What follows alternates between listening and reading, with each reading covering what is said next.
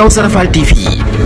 TV seen YouTube bi leen di jox information yu wër te wóor à temps réel. abonné leen activé cloche notification bi ngir bañ a manqué benn vidéo bi bàyyi ko fii ci Kawsara Fall TV moo xam religion la éducation santé politique ba ci sport lépp ngay am fii ci Kawsara Fall TV abonné. dafa am jeeg bu rafet bu fi nekkoon boo xam ne am góor bu am kàttan ñëw takk ko bu ñu xëyee takk ko ñu dox ab biir bàyyi ko mayoon taxaw na ko xaseel suñu doom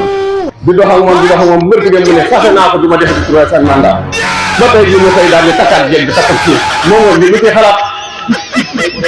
dafa wëlbati ko takk jeeg bi takku suuf ndax nee na xam na élection yi ba kañ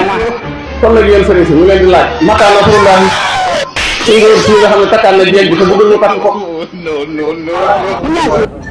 waaye dimbali leen ñu ci may wax sama bokki opposition bi nag li leen dal Macky Sall moom xam naa dafa jàngoon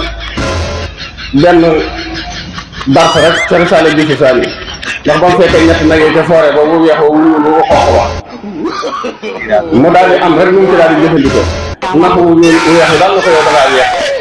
bu nekkee ci lëndëm bi wax ko wu ñuul rek wu xonq na ko bu nekkee ci lëndëm bi daal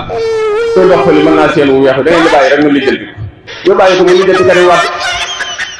ñu dox ba jàgg mu daal di daal ni ñuul bi wu xonq yi waxaat la mu waxoon te wee rek ñu bàyyi ko mu lijjanti Khalifa Sall ba mu defee wu ñuul nag muy Sonko lijjanti na ko lii mooy coowu dëkk bi nañ ko wax lii du dëgg ñun ñëpp ay nit lañ ci ay gor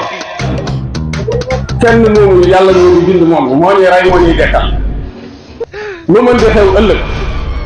ku ñu gën fopp dee na ku ñu gën fopp tëdd na ci kaso kaso ak bàmmeel jërul ragal ku ko yàlla tudd ci yow boo di sa dara dañ ca def nit day wax liñ gën ko yàlla tax man lii laa gën sëñ Baara wax na wu ma lii sëñ Jiili wax na wu ma lii sama gën doom wax bu may wax la lu metti la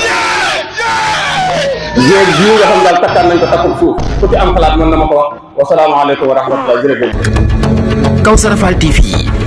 TV seen YouTube bi leen di jox information yu wër te wóor à temps réel. abonné leen activé cloche notification bi ngir bañ a manqué benn vidéo bi bàyyi ko fii ci Kawsara Fall TV moo xam religion la éducation santé politique ba ci sport lépp ngay am fii ci Kawsara Fall TV abonné leen activé